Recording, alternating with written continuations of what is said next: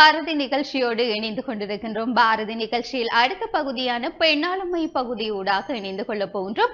ஆளுமை நிறைந்த பெண்மணிகளுடைய பக்கங்களாகவே இந்த பகுதியானது விளங்குகின்றது. அதாவது எங்கள் சூழலில் காணக்கூடிய பெண்மணிகள் பல தடைகளை தாண்டி பல்வேறு துறைகளிலும் பல சாதனைகளை படைத்துக் கொண்டிருக்கின்றார்கள். இப்படியான பெண்மணிகளினை எங்களுடைய கலையகத்திற்கு அழைத்து வந்து அவர்களுடைய நேர்காணல்களாகவே இந்த பகுதியானது அமைந்துள்ளது. யார் அந்த பெண்மணிகள், எந்த துறையில் இவர்கள் சிறந்து விளங்கிக் கொண்டிருக்கின்றார்கள் என்பது பற்றியும், இன்றைக்கு அவர்கள் இந்த நிலையில் இருக்கின்றார்கள் என்று சொன்னால் அவர்களுடைய பின்புலம் எப்படி இருக்கின்றது, எவ்வாறான தடைகளை எல்லாம் தகர்த்தெறிந்து இன்றைக்கு அவர்கள் இந்த நிலையில் இருக்கின்றார்கள் என்பது பற்றிய அவர்களுடைய நேர்காணலாகவே முற்றிலும் இந்த பகுதியானது அமைந்துள்ளது.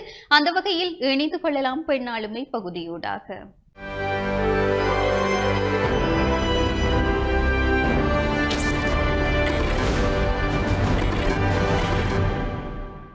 நேயர்கள் அனைவருக்கும் இனிமையான சந்தோஷமான வணக்கங்கள். மற்றும் ஒரு பாரதி நிகழ்ச்சியின் பெண்ணாளுமை பகுதியின் வாயிலாக இன்றைய தினமும் உங்கள் அனைவரையும் சந்திப்பதில் மிக்க மகிழ்ச்சி. எங்களுடைய பாரதி நிகழ்ச்சியின் பெண்ணாளுமை பகுதியின் வாயிலாக எங்களுடைய பிரதேசத்தில் இருக்கின்ற பல்துறைகள் சார்ந்தும் ஆளுமையாக இருக்கின்ற பல பெண்களை உங்களிடத்தை அறிமுகப்படுத்தி வைப்பதும், அது மாத்திரமல்லாமல் அவர்கள் சார்ந்த சிறியதொரு நேர்காணல் பகுதியாகவும் தான் இப்பகுதி அமைந்து வருகின்றது.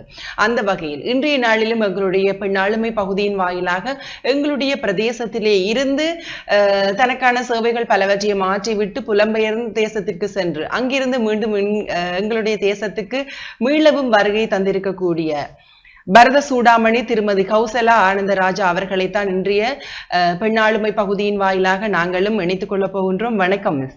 வணக்கம். எங்களுடைய அழைப்பினை ஏற்று வருகை தந்தமைக்கு நன்றிகளை தெரிவித்துக் கொள்கின்றோம். நன்றி மிஸ். சரி, அதாவது நாங்க கதைக்கைக்குள்ளே நிறைய விஷயம் நாங்க ஆல்ரெடி கதைச்சிருக்கிறோம்.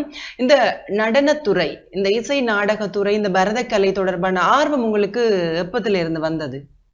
சிறு வயதிலிருந்து நான் எங்களுடைய அம்மாவின் சகோதரிகள் இந்த துறையில் ஓரளவு ஆளுமை பெற்றவர்கள். அவர்கள் கலைச்செல்வன் ஏரம்பு சுப்பையா அவர்களிடம் நடனக்கலையை கற்ற மாணவிகள். அவர்கள் ஆடுவதை பார்த்து வளர்ந்ததிலோ என்னவோ தெரியவில்லை, என்னுடைய மூத்த சகோதரிகளும் நடனத்துறையில் பயின்றவர்கள். அதை பார்த்து நான் என் பாட்டுக்கு சிறு வயதில் 4-5 வயதில் ஏதோ எனக்கு தெரிந்ததை ஆடிக்கொண்டு திரிவேன். அதை பார்த்து விட்டு என்னை நடன வகுப்பில் சேர்த்து விட்டார். அந்த ஆர்வத்தையும் நான் ஆடுவதை பார்த்து அந்த திறமையையும் கண்டு அதிலிருந்து நான் முறையாக கலைச்செல்வன் ஏரம்பு சுப்பையா அபிநயகேசரி கொக்குவில் கலாபவனம் ஸ்தாபகர் அவரிடம் முறைப்படி பயின்று என்னுடைய நடன கல்வியை ஆரம்பித்தேன். அதன் பின் சிறிது காலம், ஒரு 7-8 வருடங்களின் பின் அவர் மறைந்து விட்டார். எதிர்பாராத விதமாக நாங்கள் எதிர்பாராத ஒரு முடிவுதான் அவர் அந்த வயதில் எம்மை விட்டு பிரிந்தது. அதன் பின் ஒரு வருட காலம் அவருடைய மூத்த புத்திரி திருமதி கலாகீர்த்தி சாந்தினி சிவனேசன் அவர்களிடம் பயின்று இன்னும் மேற்படிப்பை கற்பதற்காக, நடனத்துறையில் இன்னும் பாண்டித்யம் பெறுவதற்காக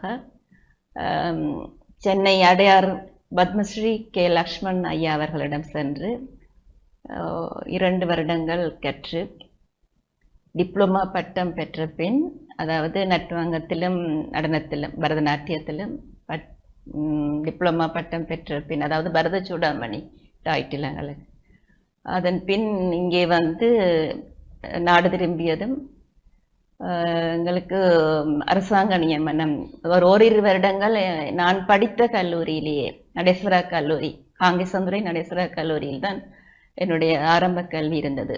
அதாவது 5ஆம் வகுப்பு வரை என்னுடைய பூட்டனாருடைய பள்ளிக்கூடம் இணிவில், அந்த நேரம் அப்பா குட்டிய பள்ளிக்கூடம் சைவ மகாஜனா வித்தியாசாலை, இப்போது இணிவில் சென்ட்ரல் காலேஜ், அங்கதான் 5 வருடங்கள் பயின்றேன். அதன் பின் ஓரளவு மேற்படிப்பை நடேஸ்வர கல்லூரியில் கற்றேன்.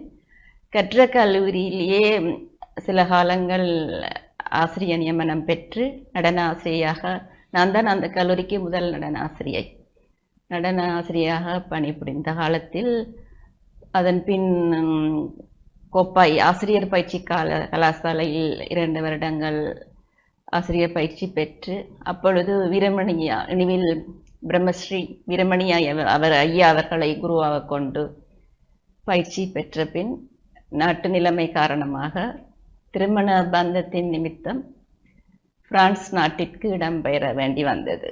அப்படியே அங்கே சென்று என்னால் முடிந்த சேவையை செய்து வருகின்றேன் பிரான்ஸ் நாட்டில். நிச்சயமாக உங்களுடைய நீங்க ஆரம்பத்துல கூரைகளே வந்து என்னுடைய அம்மாவிடம் இருந்தும் என்னுடைய அம்மாவின் சகோதரிகளிடம் இருந்தும் தான் இந்த கலை வந்தது என்று கூறியிருந்தீர்கள். அப்படி பரம்பரையாக இந்த கலை உணர்வு வந்து உங்களிடம் கடத்தப்பட்டிருக்குது என்று நான் நினைச்சு கொள்றேன். அது நிறைய பேருக்கு அது கிடைக்கக்கூடிய ஒரு பாக்கியம் என்று சொல்லணும். ஏனென்று எங்களுடைய அம்மா அல்லது போனால் அப்பா அவர்களுடைய அந்த கலைகளின் பால் இருக்கிற நாட்டம் வந்து எங்களுக்கு அது தானாகவே கடத்தப்பட்டு விடும். நாங்களும் அந்த ஒரு கலைகளின் பால் ஆர்வம் கொண்டவராக இருப்போம். நீங்க கூறியிருந்தீர்கள் நிறைய குருவை வந்து குருவாக ஏற்றுக்கொண்டு நீங்க பழகி தமிழ்நாட்டிலும் கூட சென்று உங்களுடைய அந்த கலையை நான் முழுமையாக பயின்று கொள்ள வேண்டும் என்ற ஒரு ஆர்வத்தின் காரணமாக வந்து எல்லா இடமும் சென்று உங்களுடைய கலையை படித்து முடித்திருக்கிறீர்கள். அந்த அனுபவம் எவ்வாறாக இருந்தது? நீங்க கூறியிருந்தீர்கள் அந்த காலத்துல வந்து நாட்டு நிலைமை வந்து கொஞ்சம் மோசமாக இருந்தது, போர் சூழல் நிமித்தம். நீங்க அந்த காலத்தில் இந்தியாவுக்கு சென்று இந்த நடனக்கலையை பயின்றது வந்து சவாலாக இருந்ததா? இங்கிருந்து போகும்போது அங்கே எனக்கு ஒருவரையும் தெரியாது. ஆனால் என்னுடைய தராதரம் சுப்பையா மாஸ்டர் கற்றுக்கொண்டதனால் நல்ல நிலையில் இருந்தது. அப்போ அடையார் லக்ஷ்மண் சாரிடம் சென்று முதல் வகுப்பிலேயே அவர் கூறிவிட்டார், நீ சுப்பையா மாஸ்டர் ஸ்டூடெண்ட் தானே, ஆனால் எந்த வகுப்புல வேணுமானாலும் ஆடிக்கொண்டு. அதன்படி அவர் அந்த பிரத்யேகமாக எங்களை திருத்த வேண்டிய தேவை அவருக்கு இருக்கவில்லை. புது புது உருப்படிகளை கற்றுக் கொடுத்து கொண்டே இருந்தார். நாங்களும் ஆர்வமாக கற்றுக்கொண்டிருந்தோம். ஆனால் இங்கிருந்து அங்கே ஒரு ஆரம்ப போர்ச்சூழல் காலம், அது 77, 78 காலங்களில் சிறு சிறு அசம்பாவிதங்கள் அங்கங்கு நடைபெறும். அப்போ அங்கே நாங்கள் கற்றுக்கொண்டிருக்கும் போது எங்களுக்கு இங்கே தாய்நாட்டு யோசனையாகவே இருக்கும். அன்னை தந்தையர் எப்படி இருக்கு, அன்னை அப்பவே எங்களை விட்டு மறைந்து விட்டார். தந்தை, எங்களுடைய சகோதரர்கள், சித்திமார்கள், மாமிமா, எல்லாரும் உறவினர்கள் எப்படி இருப்பார்களோ, எங்கே இருக்கிறார்களோ, என்ன நடக்குதோன்னு ஒரு மனதில் ஒரு கவலை இருந்து கொண்டே இருந்தது. இருந்தாலும் எங்களுடைய கல்வி கற்றலை, நாட்டியம் கற்கும் முறையை நாங்கள் நேர்த்தியாக முடித்து கொண்டு வந்தோம்.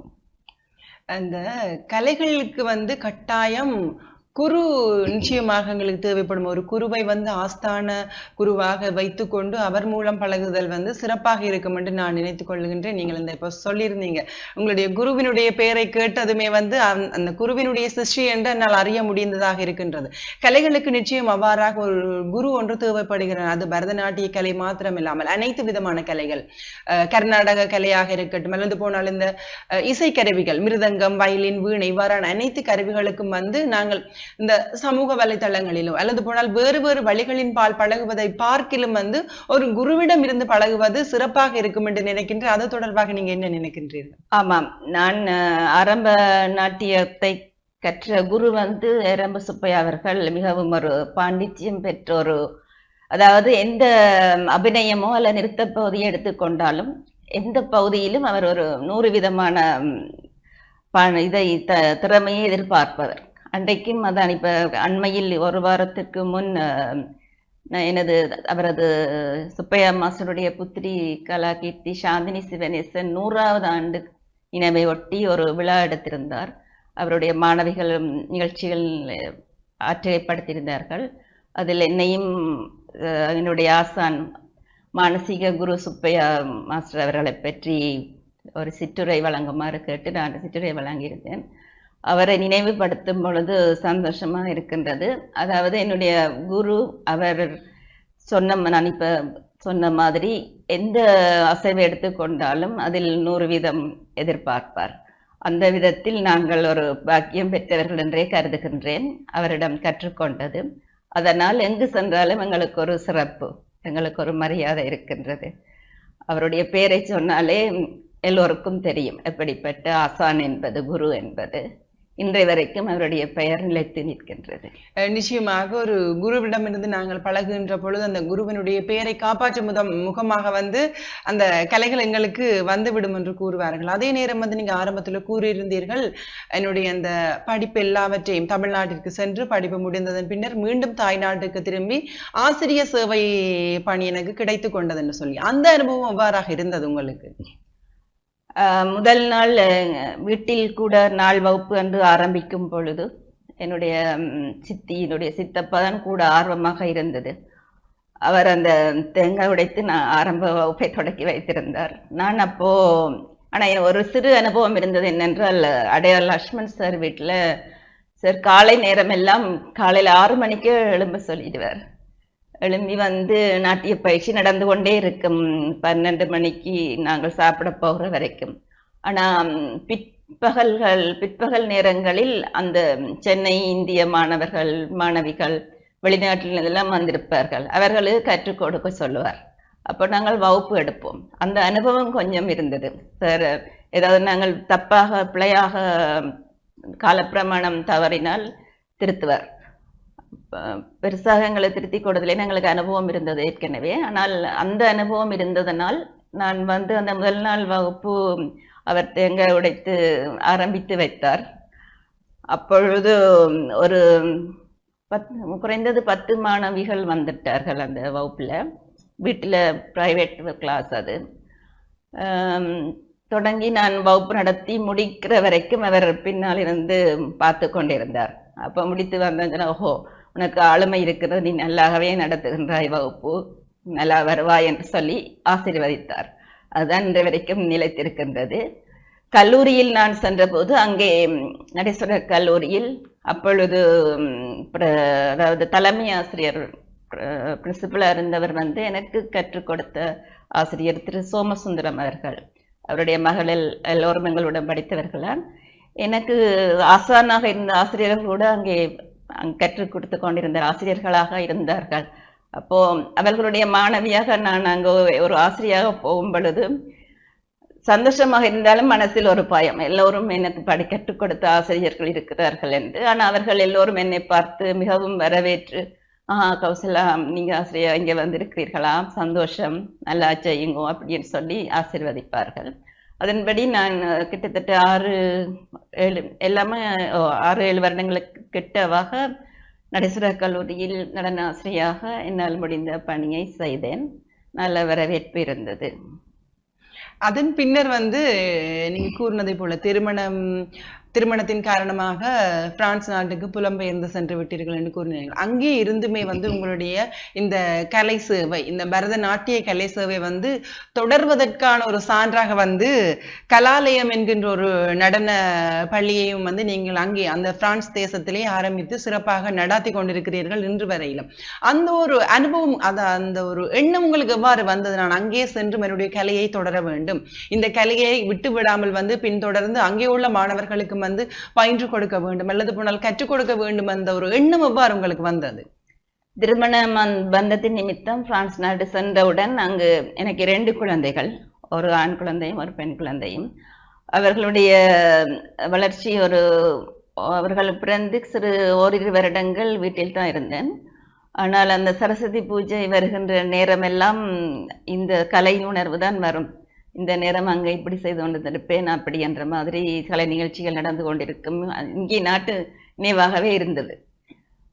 ஓரிரு வருடங்களில் அங்கே நான் என்னுடைய கணவனின் உதவியுடன், அவர் ரொம்ப நல்ல ஒத்தாசையாக இன்று வரை இருக்கின்றார், அவருடைய ஒத்தாசையுடன் கலாலயம் என்கின்ற கல்லூரியை நிறுவி பலதரப்பட்ட மாணவர்கள், அதாவது மொழியால், இனத்தால், கலாச்சாரத்தால் வேறுபட்ட மாணவிகள் கூட வந்து கற்றுக்கொள்கிறார்கள்.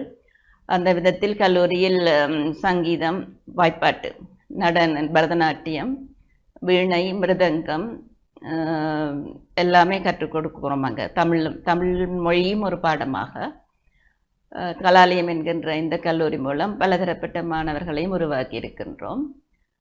என்னிடம் ஒரு பிரெஞ்சு மாணவி கூட நிறைய பேர் கற்றுக்கொண்டிருக்கின்றார்கள். ஒரு பிரெஞ்சு மாணவி அரங்கேற்ற நிகழ்வை நிகழ்த்தி அவர் வந்து ஒரு என்ன சொல்றது, புலன் குறைந்த மாணவிகளுக்கு, ஹேண்டிகேப் சில்ட்ரனுக்கு எல்லாம் போய் தன்னுடைய நிகழ்ச்சிகளை நிகழ்த்துவார். ஆனால் ஒரு அடி எடுத்து வைக்கிறேன்னாலும் என்னிடம் தொலைபேசி மூலம் தொடர்பு கொண்டோ அல்ல நேரில் வந்தோ கேட்பார், இப்படி செய்யலாமா கேட்டுத்தான் செய்வார். அவ்வளவு பயபக்தி உள்ள மாணவி. எங்கள் நாட்டிலிருந்து அங்கே புலம்பெயர்ந்திருக்கிற மாணவிகள் இந்திய மண்ணிலிருந்து வந்திருக்கிற மாணவிகள் எல்லாம் பார்த்து ஆச்சரியப்படுவார்கள். அவ்வளவு ஒரு பயபக்தியான மாணவியாக அந்த கலாச்சாரத்தால் வேறுபட்ட மாணவி இருக்கின்றார் என்று வரை. அப்படி அந்த நாட்டில் என்னால் முடிந்த சேவையை ஆரம்பித்து இன்றைக்கு 35 வருடங்களுக்கு மேலாக செய்து கொண்டிருக்கின்றேன் கலாலயம் என்ற கல்லூரி மூலம். கலைகளுக்கு மொழி ஏது, இனம் ஏது, ஜாதி ஏது, மதம் ஏது என்று கூறுவார்கள். அதே போல தான் அந்த அத்தனை பிரிவுகளையும் ஒன்றிணைக்கின்ற ஒரு பாலமாக இந்த கலைகள் இருக்கும் என்று நினைக்கின்றேன். நீங்கள் கூறினது போல நாங்களும் இப்ப சமூக வலைத்தளங்களின் வாயிலாக பல இந்த காணொளிகளை பார்க்கின்றோம். வேறு வேறு மதத்தவர்கள், வேறு வேறு இனத்தவர்கள் எல்லாமே இந்த பரதநாட்டிய கலைகளிலும் இந்த இசை கருவிகளின் வாயிலாகவும் அல்லது போனால் இசையின் வாயிலாகவும் கர்நாடக சங்கீதத்தின் வாயிலாகவும் புலமை பெற்றிருக்கிறார்கள். அதற்கு இப்ப நீங்கள் கூறினதே மிகப்பெரிய ஒரு சான்றாக இருக்கும் என்று நினைக்கின்றேன். அந்த வகை எங்களாலும் அறியக்கூடிய வகையில் இருக்கின்றது. 52 மாணவிகளுக்கு மேல் உங்களுடைய இந்த கலாலய நாட்டிய கல்லூரியில் இருந்து அரங்கேற்றம் செய்திருக்கிறார்கள் என்று. 35 வருடங்கள் என்பது சாதாரணமாக இருக்காது. அங்கே நாங்கள் பிறந்து வளர்ந்த இடத்தில் ஒரு தொழிலை அல்லது போனால் ஒரு முயற்சியை ஆரம்பிப்பது என்பது வேறு.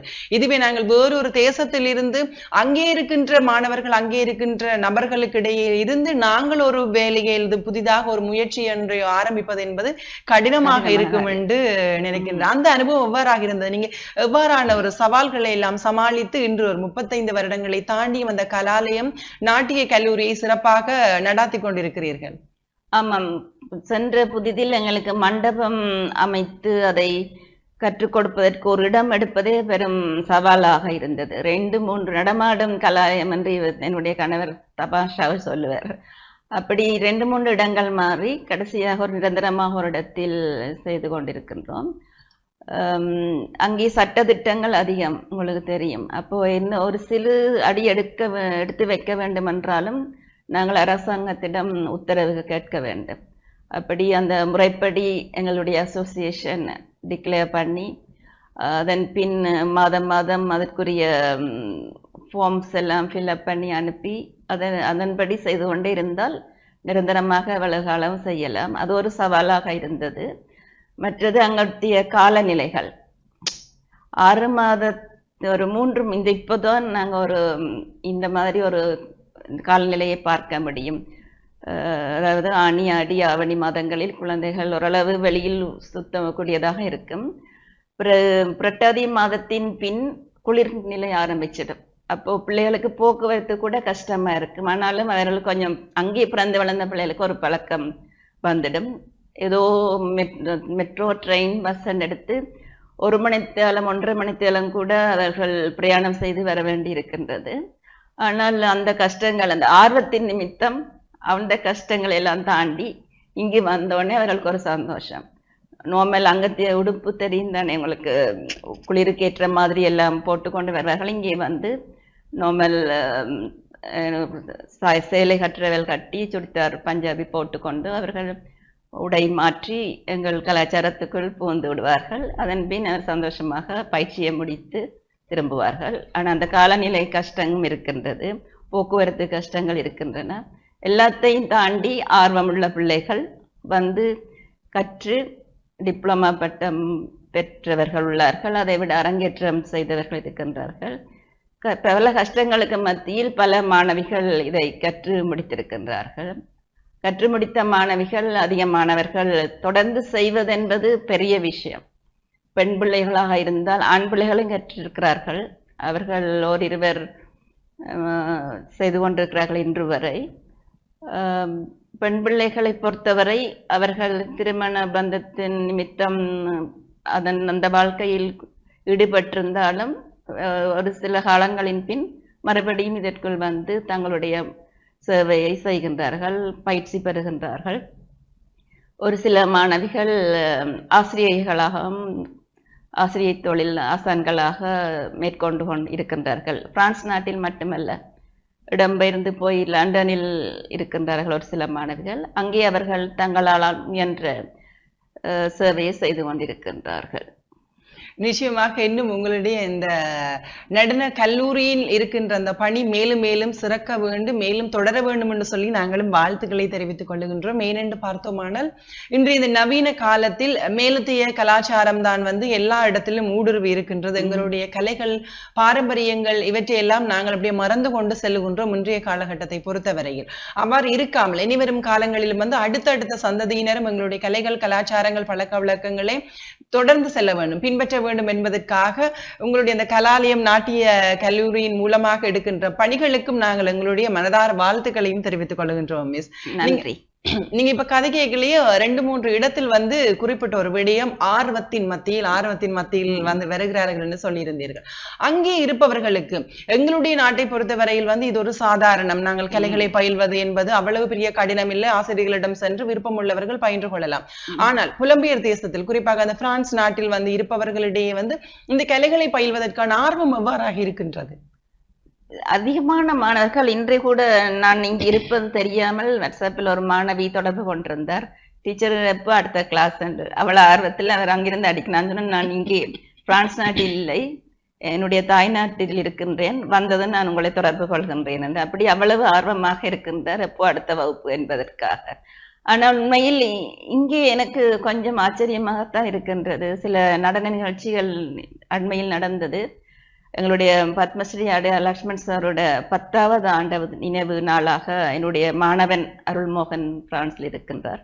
அவரும் இங்கே நானும் அவருடைய குழந்தைகளும் ஒரு ஆற்றையணி படுத்தியிருந்தோம்.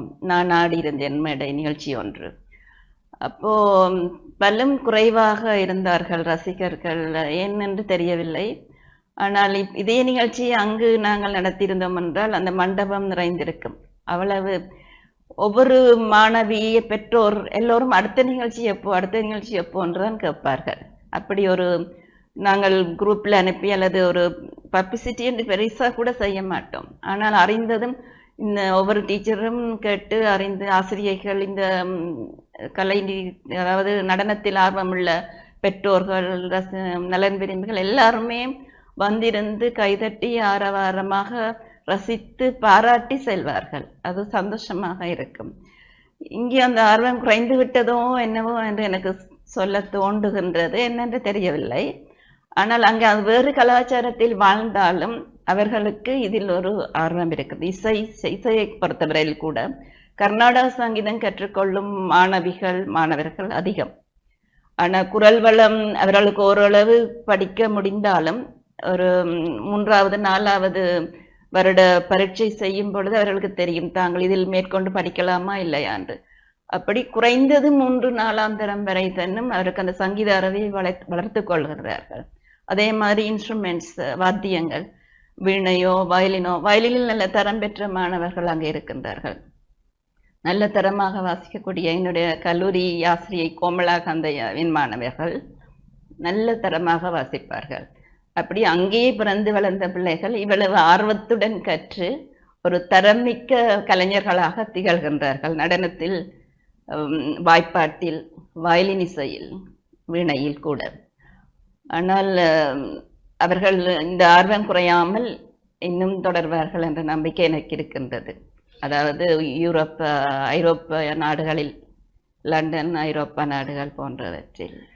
அதுதான் எங்களுடைய நாங்களும் நினைக்கின்ற ஒரு விடயமாக இருக்கின்றது. எங்களுடைய கலைகளையும் மறந்து விடாமல் இன்றைய இளம் சந்ததியினர் கூட அடுத்த தலைமுறைக்கு கடத்தி செல்ல வேண்டும் என்று நினைக்கின்றேன். குறிப்பாக சொல்வார்கள், இந்த 90களில் பிறந்தவர்களுக்கும் 2000ஆம் ஆண்டு அதற்கு பின்னர் பிறந்தவர்களுக்கும் இடையே நிறைய வேறுபாடு இருக்குன்னு சொல்வார்கள். அவர்கள் குறிப்பாக இந்த 2000ஆம் ஆண்டுக்கு பின்னர் பிறந்தவர்கள் தான் இந்த கலைகள் இதன் பால் இருக்கின்ற ஆர்வம் எல்லாம் குறைந்து கொண்டு சென்று அவர்கள் நவீனத்தின் பால் திரும்பி விட்டார்கள். நவீன கலைகள், நவீன விடயங்களில் அவர்களுடைய ஆர்வம் செல்லுகின்றது என்றது ஒரு குற்றச்சாட்டு இருக்கின்றது என்று நினைக்கின்றேன். அதையெல்லாம் உடைத்து எறிந்து அவர்களும் அதன் பின்னர் வர சந்ததியினருக்கும் எங்களுடைய இந்த பாரம்பரிய கலைகள், கலாச்சார, பண்பாட்டு விழுமிய பண்புகள் எல்லாமே கடத்தி கொள்ள வேண்டும் என்ற ஒரு சின்ன ஒரு விடயத்தையுமே நாங்கள் இந்த இடத்தில் கூறிக்கொள்ளுகின்றோமே. சரி, இவ்வளவு காலம் நீங்க இங்க இருந்து நாட்டிய இந்த நடனத்துறை, பரதநாட்டிய கலை தொடர்பாக இவ்வளவு தூரங்களை கடந்து அதன் பின்னர் இந்திய தேசத்துக்கு சென்று உங்களுடைய இந்த கல்வி நிலைகளை முடித்து அதன் பின்னர் பிரான்ஸ் நாட்டுக்கும் சென்று நீங்கள் சாதாரணமாக இருந்து விடாமல் அங்கேயும் ஒரு நாட்டிய கலை கல்லூரியையும் வந்து தொடங்கி மாணவர்களுக்கு பல சேவைகளை இன்று வரையிலுமே வந்து நீங்கள் தொடர்ச்சியாக செய்து கொண்டிருக்கிறீர்கள். இவற்றுக்கு எல்லாவற்றுக்கும் வந்து பக்க பலமாக அல்லது போல உறுதுணையாக வந்து ஒருவர் இல்லாவிட்டால் இவ்வளவு காரியத்தையும் நீங்கள் சாதித்து காட்டியிருக்க முடியுமா என்று சொன்னால் தெரியாது. அவ்வளவு தூரம் உங்களுக்கு பக்க பலமாக உறுதுணையாக நின்றவர்கள் யார்? முக்கியமாக எனது கணவர். இங்கே கூட நான் கடந்த 15ஆம் தேதி என்னுடைய மாணவி செல்வி கவிகா கேதீஸ்வரனுடைய அரங்கேற்ற நிகழ்வுக்குத்தான் இப்போ வந்திருக்கின்றேன். அந்த நிகழ்ச்சிக்கு வரும்போது நான் தனியாக வருவதாகத்தான் இருந்தது முதலில். ஆனால் இறுதி நேரங்களில் எனக்கு ஒரு யோசனை வந்தது. இங்கே மண்டப அமைப்புகள் இவர்கள் நான் நினைத்தபடி ஒழுங்கு பண்ணாதனால எப்படி இருக்குமோ தெரியாது என்றபடியால் அவர் அங்கே என்னுடைய பிரான்ஸ் நாட்டில் கலாலய நிகழ்ச்சியில் எல்லாவற்றிலுமே மண்டப ஒழுங்கு, அதை விட அந்த டெக்கரேஷன், அலங்கரிக்கிறது, நடராஜர் வைக்க எல்லாமே என்னுடைய கணவர் பார்த்து கொள்ளுவார். அப்போ நான் கடைசி நேரத்தில் சொன்னேன், நீங்களும் வந்தால் நல்லதுன்னு சொல்லி நான் வந்து ஒரு 4-5 நாட்களுக்கு பின் அவரும் வந்து இங்கே வந்து சேர்ந்தார். வந்து சேர்ந்து எனக்கு ஒத்தாசையாக அன்றைய அரங்கேற்ற நிகழ்வை ஓரளவு திறம்பட நடத்தி கொடுத்திருந்தார். அந்த வகையில் இன்று வரை அன்றைக்கு நடந்தது, அன்று செய்த கவிக்கா அவர்கள் 59வது மாணவி. அதாவது அந்த நிகழ்வுக்கும் நல்ல ஒத்தாசையாக இருந்து அவர் அதை முடித்து கொடுத்தார். எப்பவுமே அவர் எனக்கு ஒத்தாசை இது உதவியாக இருக்கின்றார். என்னுடைய கணவர் இன்னும் என்னுடைய மகள் ஆரணி அவர்களும் இந்த துறையில் பாண்டித்யம் பெற்றவர் தான். அவர் திருமணம் முடித்து 2 குழந்தைகளுக்கு தாயாக இருந்தாலும் சனி ஞாயிறு தினங்களில் அவர் ஒரு லாயர், சட்ட நிபுணராக அரசாங்கத்துக்கு வேலை செய்து கொண்டிருக்கின்றார். இருந்தாலும் சனி ஞாயிறு தினங்களில் என்னுடன் வந்து என்னுடைய பாடசாலை மாணவிகளுக்கு வகுப்பு எடுப்பார். ஏதாவது நாட்டிய அமைப்பு செய்ய வேண்டும் என்று சொன்னால் அவரிடம் கொடுத்தால் திறம்பட செய்து கொடுப்பார்.